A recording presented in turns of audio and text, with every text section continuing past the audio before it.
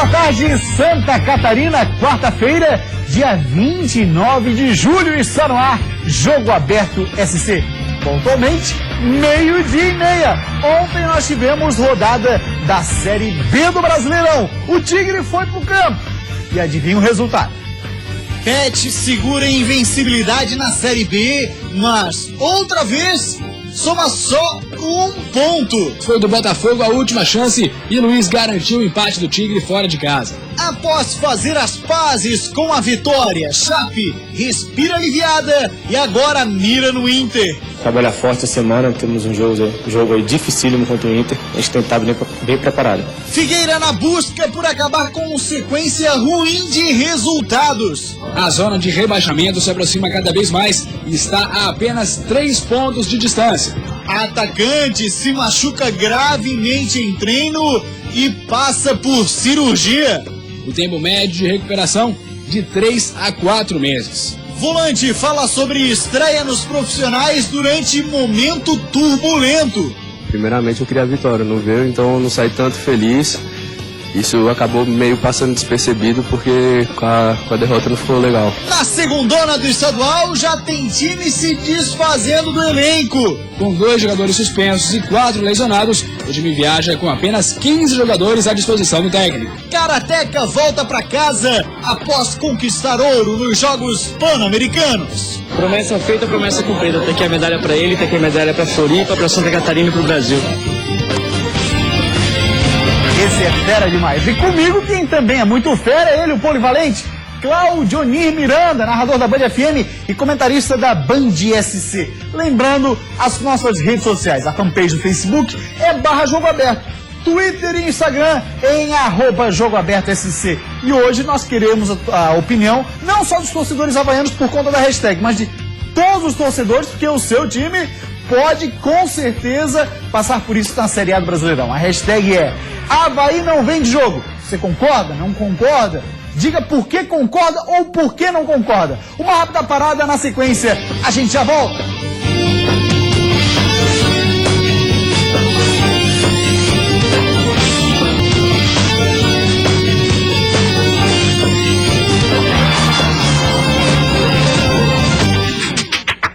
Mais uma vez, muito boa tarde, Santa Catarina. Muito obrigado pela sua preferência e audiência com o Jogo Aberto SC. A gente começa o programa de hoje falando sobre a 15ª rodada da Série B do Campeonato Brasileiro. Na tela, o resultado do time catarinense que estava em campo, o nosso único representante, o Tigre, empatou lá no Engenhão 0-0 com o Botafogo. Olha, num jogo, seu Claudionir Miranda foi de dar sono. Primeiro tempo foi dar sono, tanto é, com 10 minutos do segundo tempo você tinha mais jogadas do que todos os primeiros 45. Primeiro tempo realmente foi muito ruim, no segundo tempo acho até que Criciúma criou oportunidade de vitória, poderia ter vencido, não fosse a boa atuação do goleiro Jefferson. Sai o Criciúma com mais um empate na competição. O Criciúma começou essa rodada numa situação seguinte, estava a 6 pontos da zona de rebaixamento e a 7 do G4.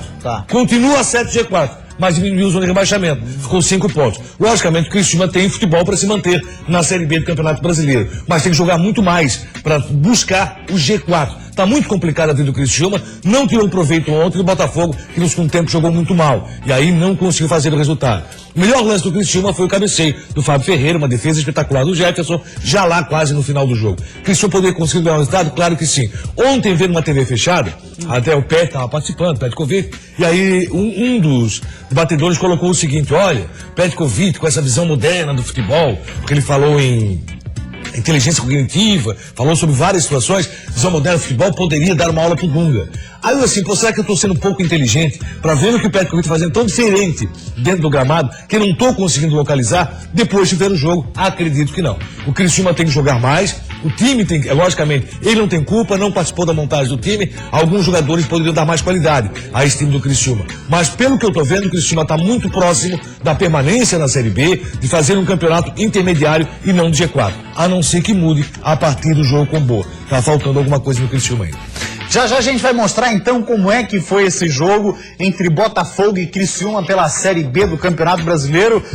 Lá no sul do estado a rapaziada tá chamando já, porque teve num período do Corinthians, o empatite. Sim. Né? É o empapete. Quantidade de empate, já são 5 empates do Criciúma junto com o técnico Petkovic, e de fato é um problema que você deixa somar pontos importantes quando valia, na verdade, entre intercalar vitórias e derrotas. Se você tem 3 empates ou uma derrota, ou uma vitória, o que você prefere? A vitória. Claro. Por quê? Essa vitória no critério técnico vai ajudar muito lá na frente. Vale muito com mais. 3 empates, não serve pra nada. Muito bem, a nossa hashtag de hoje, seu Claudio Miranda, tá aí, ó. Avaí não vende jogo. Hashtag Avaí não vende jogo. É uma hashtag que a gente tá citando o Avaí, mas que com certeza vários outros clubes aqui de Florianópolis ou de Santa Catarina, vários outros de Florianópolis. Um outro de Florianópolis, ou os 2 outros catarinenses poderiam receber. Exatamente. Certamente poderão conviver com essa situação quando há essa tendência por conta das novas arenas, o pessoal quer fazer girar fluxo de caixa, quer fazer levar público para essas arenas, quer justificar a construção delas. Pois bem, o Fluminense ofereceu R$700 mil. Ou a empresa compraria o jogo, né? Isso.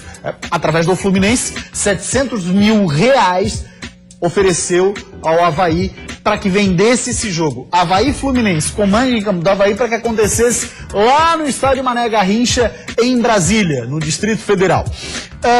O Avaí já lançou um comunicado rechaçando totalmente essa possibilidade. Claudio Miranda, te faço a seguinte pergunta, interrogação, Avalone, te faço a seguinte pergunta, fosses tu, dirigente Azurra, dirias não também? Tem que pesar muito bem os 2 lados da moeda. O primeiro lado, economicamente interessantíssimo, não pensaria 2 vezes, levaria o jogo para Brasília. Porque o Avaí dificilmente vai conseguir esse valor jogando na ressacada e realmente não consegue. Coloca 15 mil, coloca 15 mil. Vai conquistar quanto o Avaí? R$250 mil.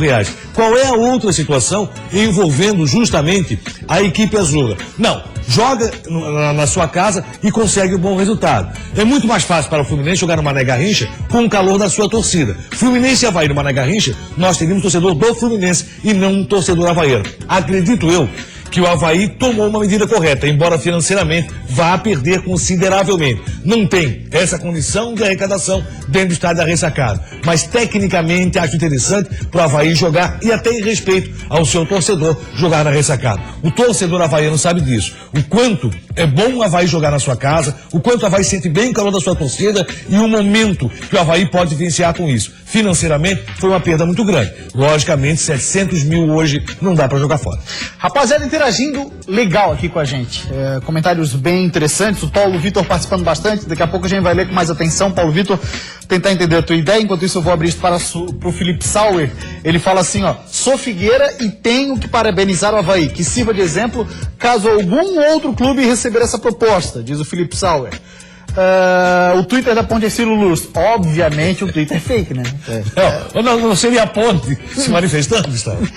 Que observação idiota. Olha só, o Avaí deveria vender o jogo e doar parte da verba para minha restauração. Mas que já entrou de dinheiro ali também, hein, minha filha? Olha. Figueira Deprê, participando bem. Avaí fez certo. Tem que vender mando de campo? Não. Boa, rival. Torcida do Figueirense apoiando o que fez a diretoria azul. Pitaco Azul, blog espetacular, rapaziada, 100% ligado nas coisas do Avaí. Diz assim, ó: a questão na venda do mando não é financeira, é de resgate da credibilidade. Ponto pra diretoria. Dia 8 estaremos lá. Aí é que tá, o torcedor havaiano tem que dar essa resposta altamente positiva. Colocar mais de 15 mil torcedores na ressacada. Fazer realmente um caldeirão pra cima do Fluminense. Lucro é quanto, Avaí? 250, 300 mil? 250 mil, mais ou menos, com 15 mil pessoas. Se colocar mais do que isso, pode chegar a 300 mil reais. Mas, pelo menos, o torcedor dá a resposta. E o calor do torcedor havaiano faz muito bem na ressacada, nós sabemos disso. Vou dar minha opinião, viu, Claudinei? Da crise que vive... o futebol brasileiro. O futebol brasileiro, a economia como um todo, que não tá fácil arrecadar dinheiro, arrumar patrocínio, eu venderia o jogo sim. 700 mil reais é uma grana que dá para pagar parte da folha. Agora concordo contigo. A torcida do Avaí tem que honrar com esse voto de confiança que deu a diretoria. Porque rejeitar 700 mil reais é muito dinheiro. E não só nesse jogo, porque quando você rejeita 700 mil reais, você acredita que seu torcedor vai dar uma resposta, não só nessa partida, mas em todas elas. Digo isso porque, logicamente, se o Avaí vende, muitos sócios teriam dizer o seguinte: olha, tô saindo, tô deixando de ser associado. Muitos torcedores pensariam: pô, não vou mais pra ressacada, vou ficar em casa vendo o jogo pela TV. Então, esse é o momento de resposta, não só para essa partida. Você não pode pensar no único jogo. O Avaí, nesse momento, priorizou o seu torcedor, priorizou o seu sócio, e que a resposta venha a ser dada em todos os jogos. E aí tem um detalhe, através desse valor, Cláudio, podia fazer algum esquema, fazer sorteios, assim, na minha ideia de venda, tá? Eu podia fazer, compra lá, pacote de hotel, avião, ingresso, leva o torcedor, sei lá, vai ter 700 mil, gasta 100 mil com isso. Mas aí a responsabilidade aumenta, você é responsável pelo torcedor que vai se deslocar. Existe uma condição, é muito complicada para um clube de futebol administrar isso. Sim. É complicadíssimo.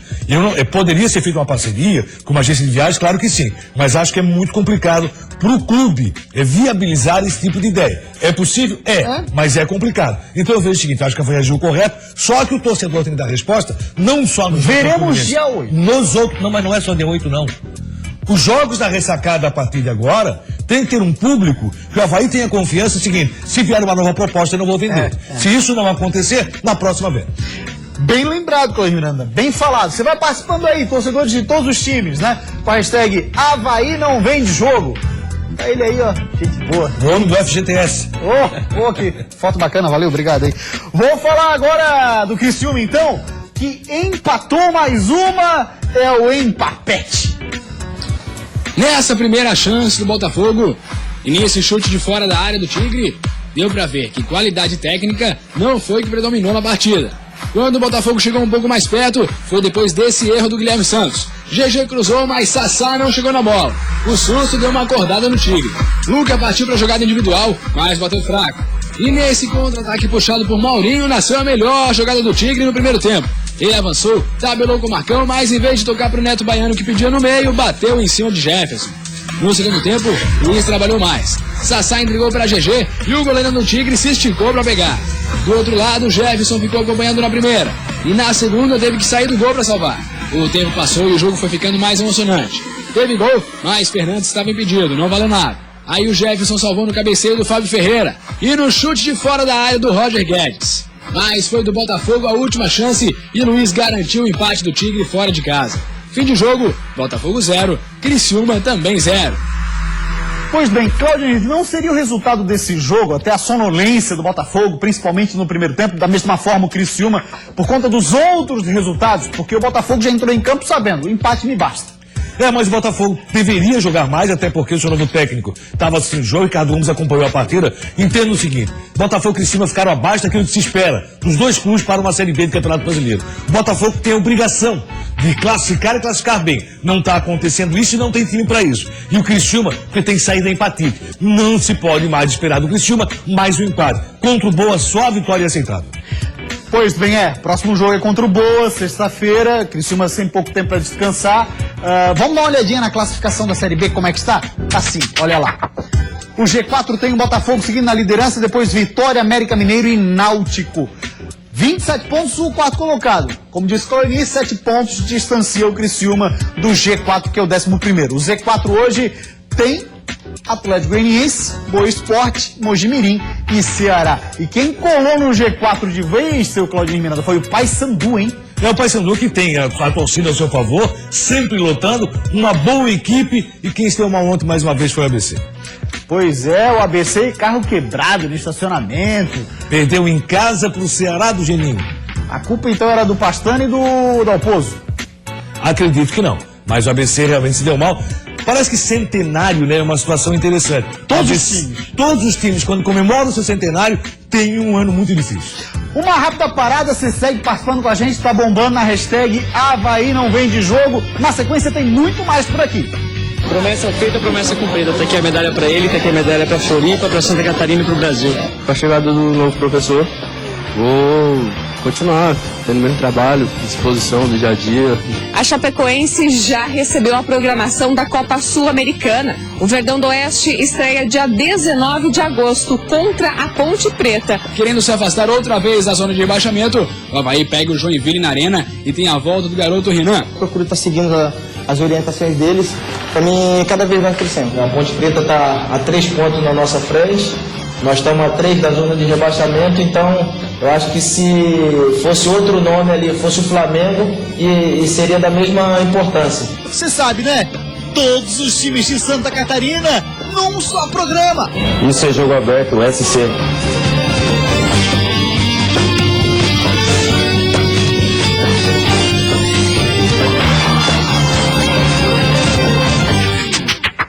Meio-dia 47, voltamos com o Jogo Aberto SC. Rapaziada, vai participando na hashtag Avaí não vende jogo.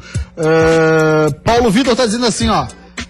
Beleza, se vende, o dinheiro ia entrar, mas depois ia perder muitos sócios e o público em casa.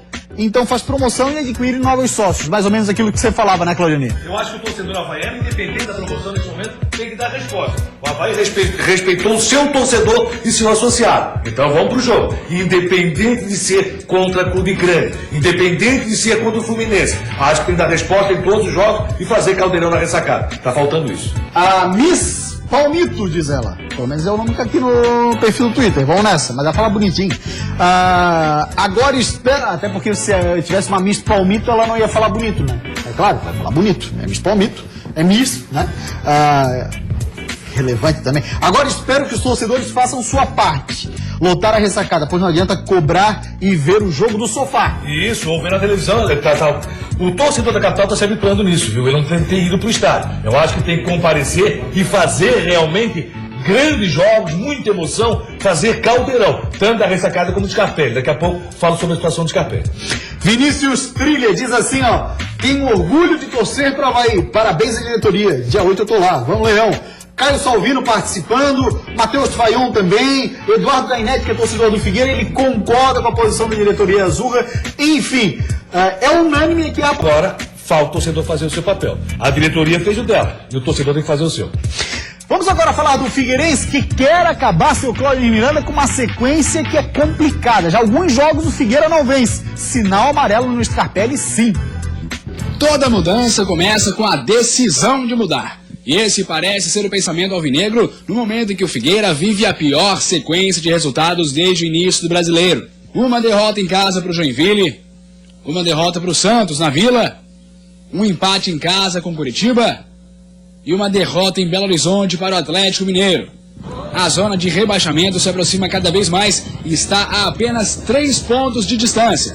E 3 pontos acima do Figueirense está a Ponte Preta, o próximo adversário. Lógico que a Ponte Preta está a 3 pontos na nossa frente, nós estamos a 3 da zona de rebaixamento, então eu acho que se fosse outro nome ali, fosse o Flamengo, e seria da mesma importância. Mais do que 4 jogos sem vencer, o Figueira está a 4 jogos sem marcar gols. Por isso, além de encarar o jogo como decisão, Rafael Bastos sabe que mesmo não sendo atacante, tem que buscar forças para arriscar e definir mais. De ser mais decisivo, né? Eu acho que a fase não está boa para ele sendo decisivo, ajudando com gols, ajudando com assistência. Eu acho que eu venho até jogando bem, não o que eu espero render mais, mas eu acho que é nesse intuito de ser mais decisivo, de fazer gols. E para ajudar na missão decisão, reforços importantes. Companheiro no meio campo, Carlos Alberto está recuperado de lesão e pode ir para o jogo. No ataque, tem a volta de Cleitinho,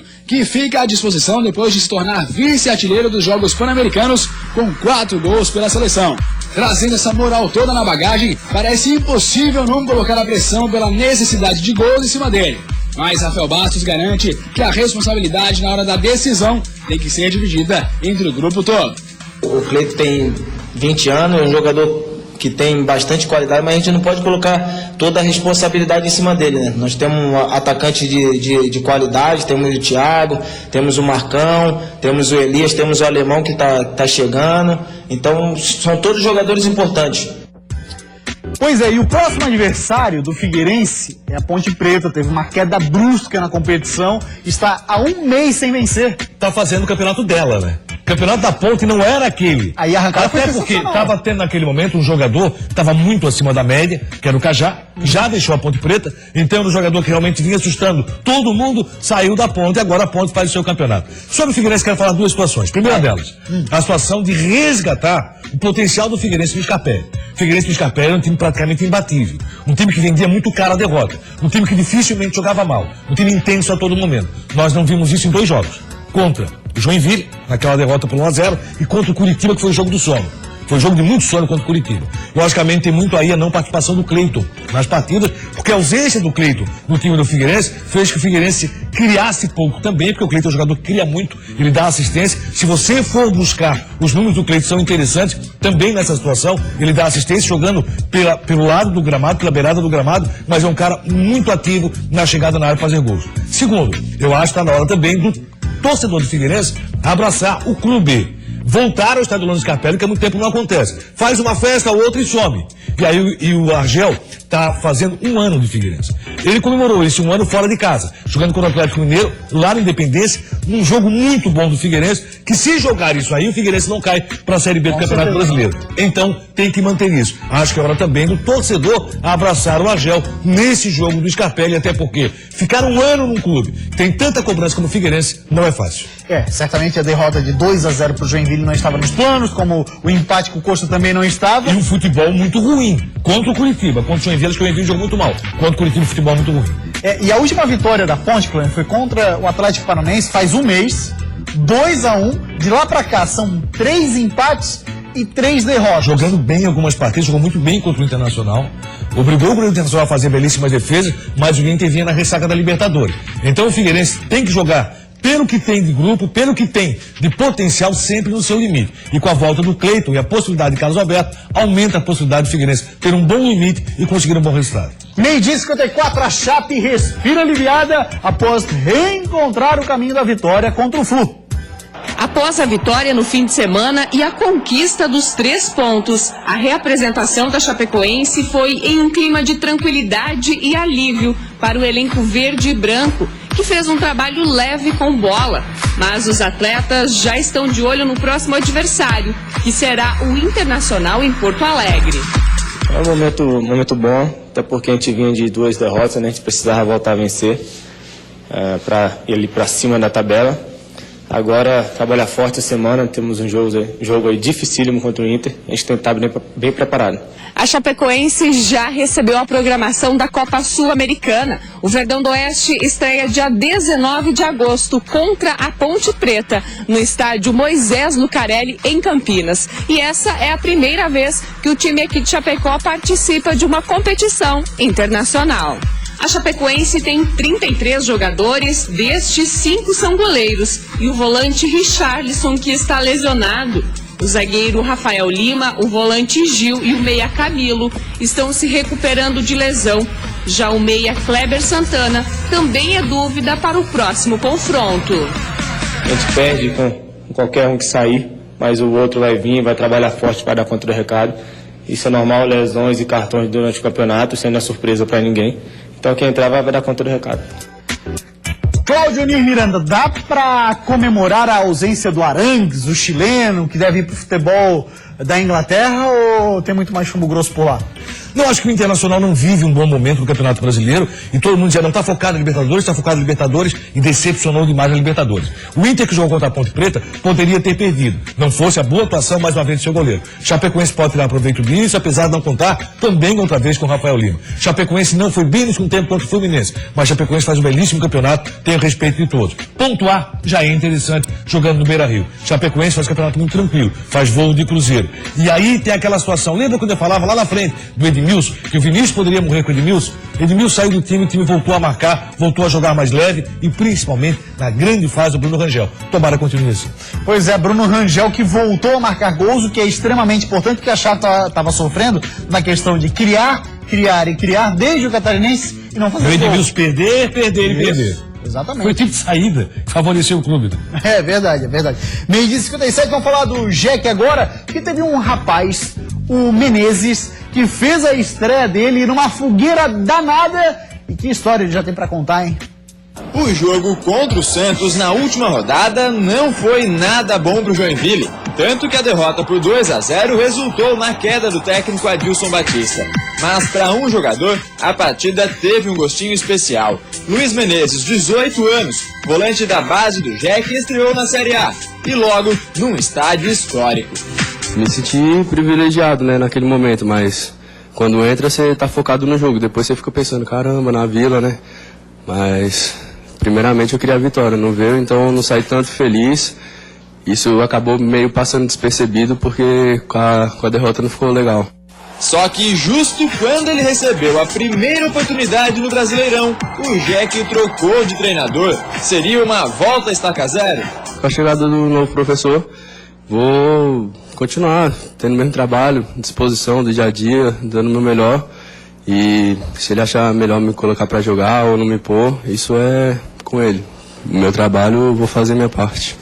Se entrar no time num momento de crise é uma pressão pesada para qualquer garoto da base, o Luiz parece não sentir tanto assim, nem mesmo na hora da primeira entrevista coletiva, que normalmente é o terror da garotada. Bem tranquilo, porque levando até para a infância, apresentação de trabalho de escola, por exemplo, de apresentação eu sempre estava no meio, sempre era o ator principal, então eu nunca fui de ter vergonha. Em relação a isso eu fico bem tranquilo e usar as palavras assim em relação à imprensa eu só tento ser eu mesmo e não fico, o que eu vou falar, como é que vai ser. Não, chega aqui, eu falo o que eu tenho para falar e sou eu mesmo e não fico muito nervoso em relação a isso não. Pois é, o Menezes fez a estreia dele, certamente não era do jeito que ele queria, evidente, mas é uma fogueira danada e já tem história para contar. Tem sim, até porque joguei na Vila Belmiro um jogo de Série A do Campeonato Brasileiro. A vila mais famosa. E essa Série A é que preocupa o time do Joinville. Só para relembrar alguns momentos com relação a essa mudança de técnico, o Avaí vai ter problema, viu? O Joinville, a mudança de técnico, o que acontece? Você pega o Cruzeiro, que quando mudou, Luxemburgo ganhou 3 vitórias. Pega o Vasco, Celso Rotti, conseguiu 2 vitórias e 2 jogos dificílimos. Contra Flamengo, contra Fluminense. E aí o que acontece? A situação do Joinville vive essa expectativa também quando teve a mudança do Adilson Batista. Mas Joinville tem que correr muito, brigar muito, lutar muito. O caminho do Joinville, que está demonstrando, é o da Série B do Campeonato Brasileiro.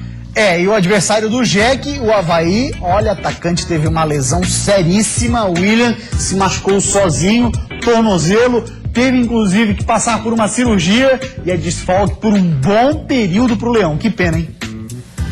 Um baque. Durante o treinamento de ontem, William fraturou o tornozelo direito. O atacante foi direto para o hospital e lá foi constatado. Para tratar, só com cirurgia. O tempo médio de recuperação, de 3 a 4 meses. Bola pra frente. O Avaí não pode se deixar abalar por nada, porque o próximo confronto envolve muito psicológico. É duelo regional. Na 14ª posição, querendo se afastar outra vez da zona de rebaixamento, o Avaí pega o Joinville na arena e tem a volta do garoto Renan, que não pôde jogar o último jogo. Infelizmente eu senti um problema estomacal em diante do jogo na sexta noite. Aí fui avaliado e não consegui ir pro jogo, tava passando muito mal, aí não consegui ir pro jogo. Sem dor de barriga para Renan, sem dor de cabeça para o técnico Gilson Kleiner. A única baixa para esse jogo é mesmo o William. Não tem nenhum jogador suspenso e no DM seguem apenas Marquinhos e Anderson Lopes. A confiança na vitória é grande pelo bom aproveitamento do Avaí fora de casa.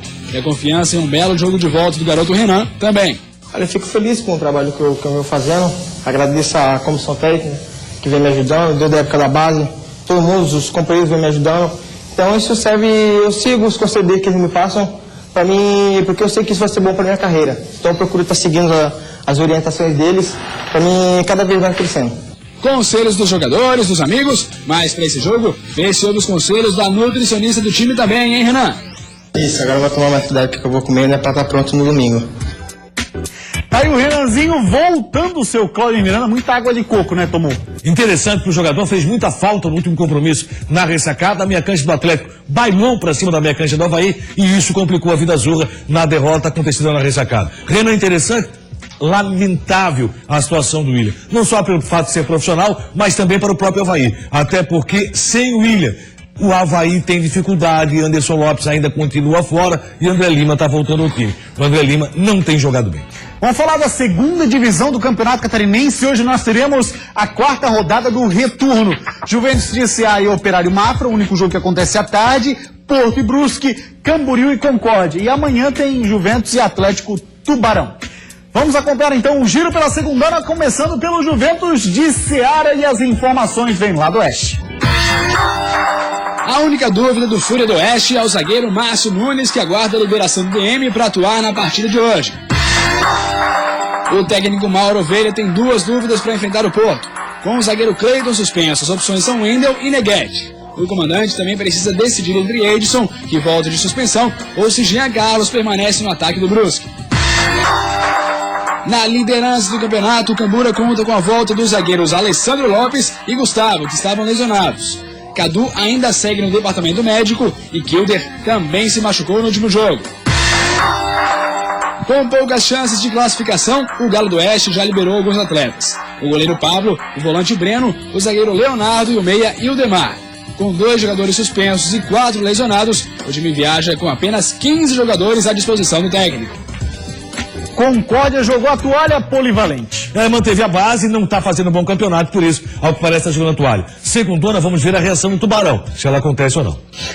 E agora nós vamos falar de karatê, porque Douglas Bros, ele que foi matéria aqui do Jogo Aberto, é ser bicampeão mundial, chegou em Floripa com a medalha no peito e a bandeira do estado. Parabéns, Douglas.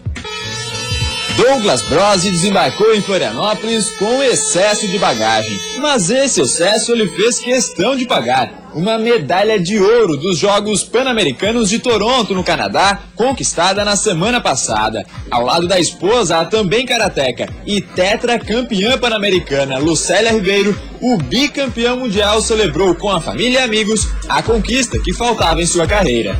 Era a única que faltava. Eu já tinha medalha mundial em Jogos Sul-Americanos, em Jogos Mundiais. Faltava essa, ela já tem 4. Eu ainda estou atrás, mas vou correr para tentar empatar, mas realmente agora consegui completar o meu quadro de medalhas e ganhar todas as competições possíveis aí aqui dentro do karatê. O Jogo Aberto SC acompanhou parte da preparação do karateca em Florianópolis para os Jogos Pan-Americanos. No Canadá, ele venceu o venezuelano Giovanni Martinez na final. Depois da festa na chegada, agora o foco é no descanso e, claro, na formação de um novo campeão. Sem pressão no menino, é claro. Já tá até de kimono. Eu acredito que vai ser karateca sim, com certeza. E vamos ver se ele vai gostar também de participar das competições, né? Vamos esperar. Ele ainda tem um tempo. Microfone, talvez seja repórter, né? Porque ele gosta de microfone, é o cantor. Faz isso não, rapaz, pelo amor de Deus. Cantor sim, cantor de boa. Repórter é coisa complicada. Exato. E agora o Douglas ele fica torcendo para um evento que vai acontecer no Japão, para saber se teremos ou não as Olimpíadas do Japão, a modalidade de karatê, que ainda não é, Olimpíadas de Tóquio 2020. Parabéns, Douglas Bros, e valeu, seu Cláudio Miranda, grande abraço. Jogo Aberto SC de hoje fica por aqui, a gente volta amanhã, 12:30. Tchau, até lá.